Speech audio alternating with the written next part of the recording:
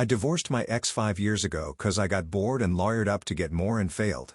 Now my life is not so great and thinking I should give up rights to my kids cause I can't afford them.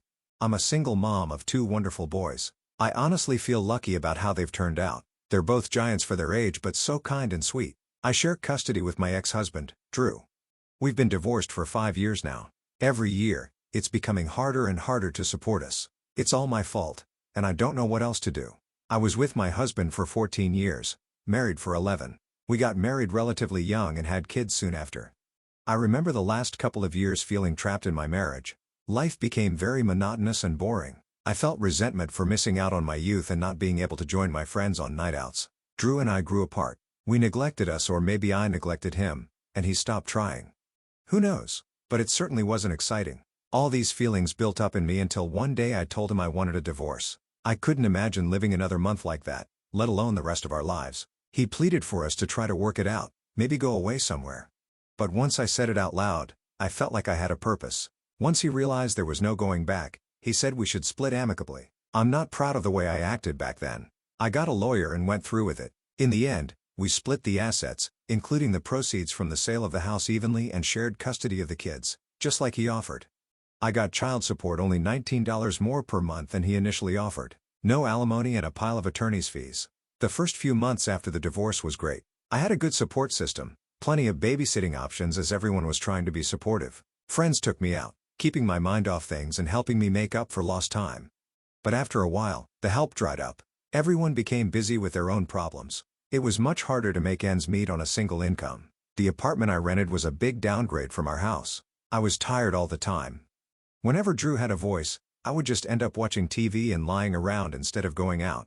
I've had one semi-serious relationship, but it's extremely hard to meet men who are serious about building something. Drew became very distant. I've heard of co-parenting situations where exes get along great. Not Drew. He'd never responds to my texts unless it's about the kids. As the boys get older, they're enrolled in 3 sports each and there are more and more expenses. I can't afford to buy them everything they need, not even half of it. Last month, I finally talked to Drew about it. I asked him to be more involved in their lives, especially financially. Drew flat out refused to contribute the cent more beyond child support and what he pays for when they're with him. I explained that I simply can't keep up with everything. He finally said they're welcome to stay with him full time, and he'll cover all their expenses and be wholly responsible for them if I give him full custody and sign away my rights. He said I could still see them whenever I like, but I wouldn't have any legal rights. I know the boys would love to live with him. They're too nice to say it outright, but it's obvious that Dad is the favorite parent. Am I the ahole for even considering this? Would I be the ahole if I went through with it? Edit, to answer some questions people have. Yes. I have tried to talk to Drew about modifying the custody agreement. He refused any change to our current arrangement unless I signed away my rights. I also talked to Drew about increasing child support and told him I'd go to court. He said, "Go ahead. You'll end up with less." After last time, I'm very hesitant to go down that road. I don't want to tell the kids to drop an activity they love because I can't afford it. Now for the top comments. You don't sign your rights away. You can legally give him full custody with visitation. Then she also better be prepared to fork over child support. You're the ahole. Why would your ex talk to you about anything other than the kids? He's your ex. Of course, kids cost money. Get a second job if you need more money. Instead, you're looking to build a serious relationship with someone. Really? It sounds like you just want to dump your kids on your ex and pretend you're a teenager again. It sounds exactly like this. I realize that every situation is different. But if the dad pays half the expenses and child support and she still can't make ends meet, it sounds like she may not be working. In this situation, you have to find a source of income. Also, I agree she sounds like she wanted to relive her youth but figured out she couldn't just go back in time and regrets it now. Why is she texting her ex about anything other than the kids? Sorry if this is harsh, Hopi, but you can make this work if you're able to get a job to supplement the support you're receiving.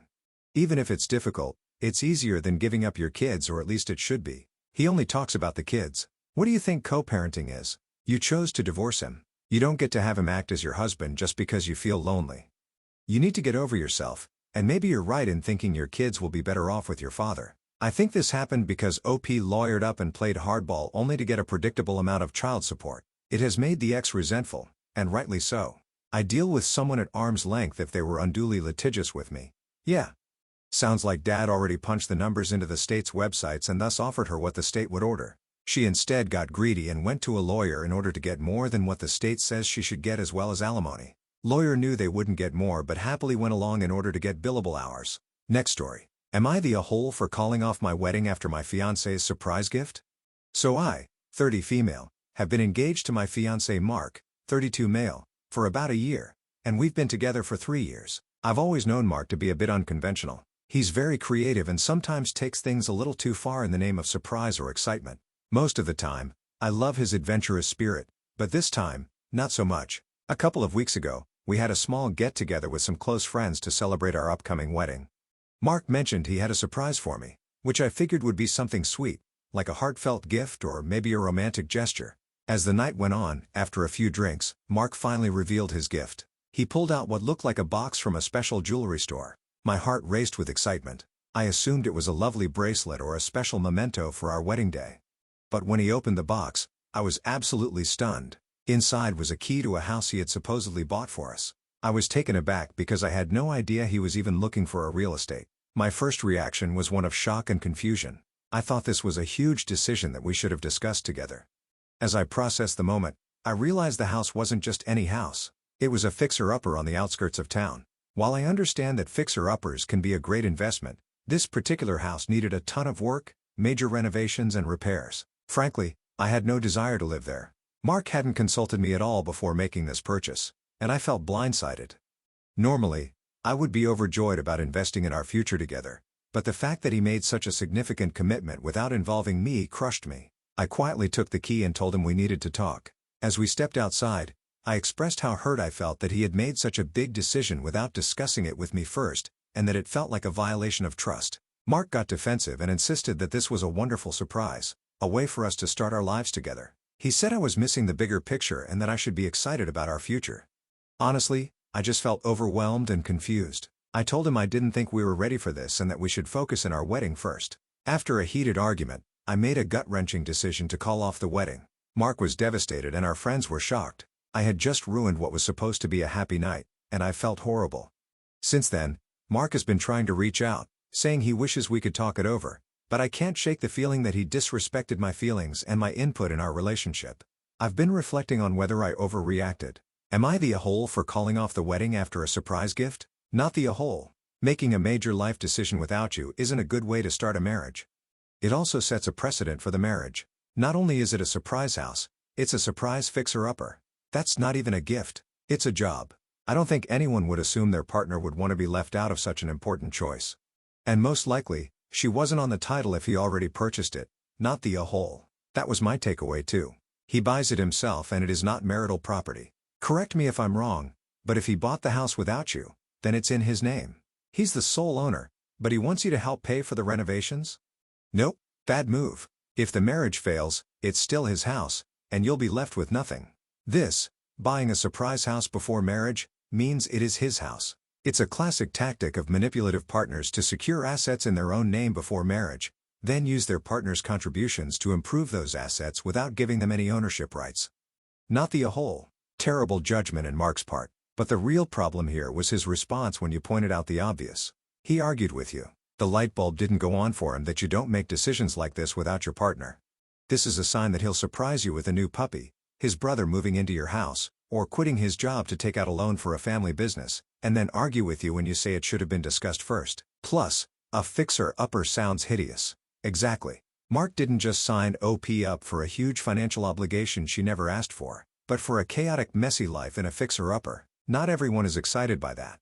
He took away her autonomy and demanded she be excited about it. My heart would have sunk just like Opie's, not the ahole.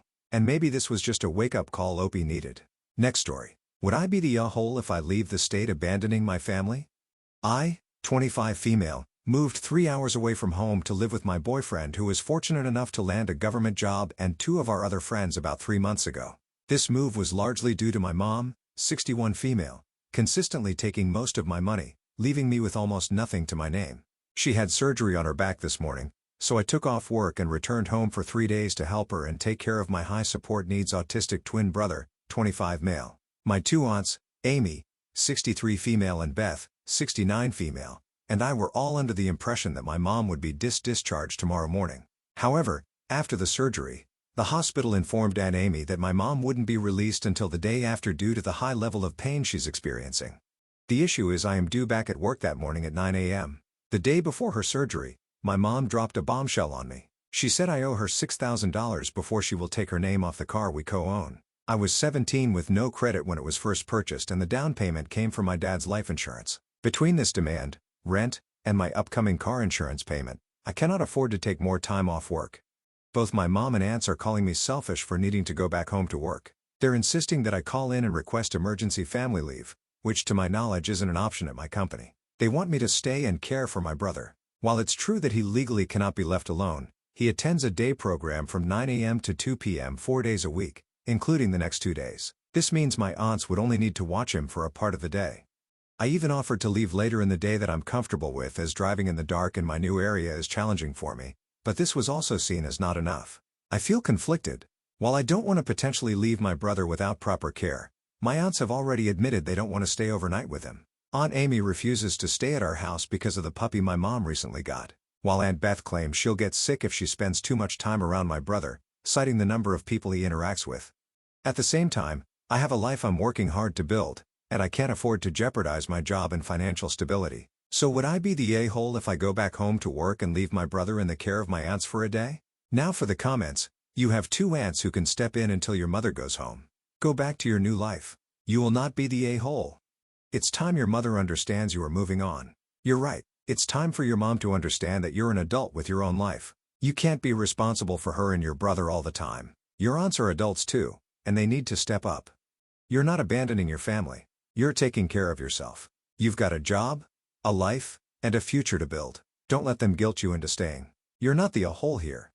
Not the a-hole. Your mother has stolen more than enough from you. I don't even know why you would go back to help her in the first place. Seriously, this sounds like lifetime of nightmares and abuse. Cut her off. Give the car back. Make a break. I have obligations that I cannot and will not set aside. Mother is forcing me to pay back my car deposit and is holding it hostage until I do. And since she took the majority of my earnings when I lived with her, I have no savings. The money I earn pays my rent and bills. I will not be staying to help because I have a responsibility to myself first and then to my roommates who rely on me to pay my share of rent. I will not be staying. There are 2 of you. Figure it out. Aunt Amy, the dog isn't that big of a deal. Deal with it. Aunt Beth, wear a mask if you're concerned about getting sick. Those are my suggestions. Then leave. Last story. Am I the a-hole for having another kid and not spending enough time with my daughter? I 29 male serve in the U.S. Air Force and currently live in the U.S., but my 7-year-old daughter lives in Switzerland with her mother. Her mother and I met when I was stationed there, and our daughter was born during that time. When my assignment ended, I had to return to the U.S., and we agreed that our daughter would stay in Switzerland as her mother could provide a more stable environment. For the past 3 years, I've been in a relationship with my girlfriend, and we recently welcomed a baby boy who is now 3 months old. While I'm thrilled about having another child, my daughter has been struggling with the changes. I visit my daughter a few times a year and video call her multiple times a week. We've always been close, but since I told her about the baby, she's been acting out. During our calls, she's distant and often refuses to talk about anything. When I visited Switzerland recently, she was cold, avoided spending time with me, and said things like, "You don't love me anymore, and your new baby is your real family now." Her mother has also told me that she's been misbehaving at school, getting into trouble, and becoming increasingly withdrawn.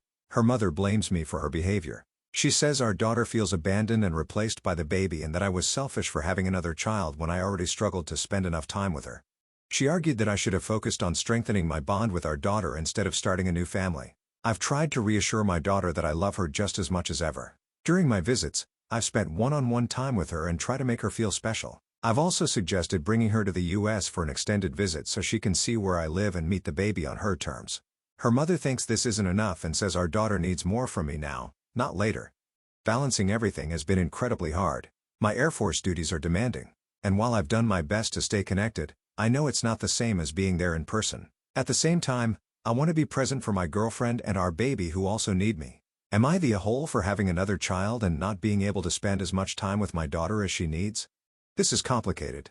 You're not an a-hole for having another child, but your daughter is a child who misses having a full-time father. Seeing that her brother will have a full-time dad when she doesn't hurts her deeply. Ideally, you would live in the same country or city so you could be as present as possible. Annual visits and video calls can't replace the day-to-day presence of a parent. Honestly, I don't know what the solution is for your situation, exactly. Kids internalize this so much. My guess is she doesn't see this as the situation being complicated because he can be a full-time dad, just not to her. Man, it sucks for the poor girl. My question is, why are there 2 kids and 0 commitments? It's like you have no clue that condoms exist. You knew you weren't going to stay in Switzerland, but you decided, hey, I'll just go have unprotected sex with anyone, and if she gets pregnant, then whatever. Now you're back in the States doing the same thing. Are you going to do the same thing at the next place that you are stationed at? You are most definitely in a hole. Your daughter is 7, and you never thought about how having a part-time dad would affect her until now? You're the a-hole for not coming up with a real plan all this time and for having another baby before resolving the issues with your first child.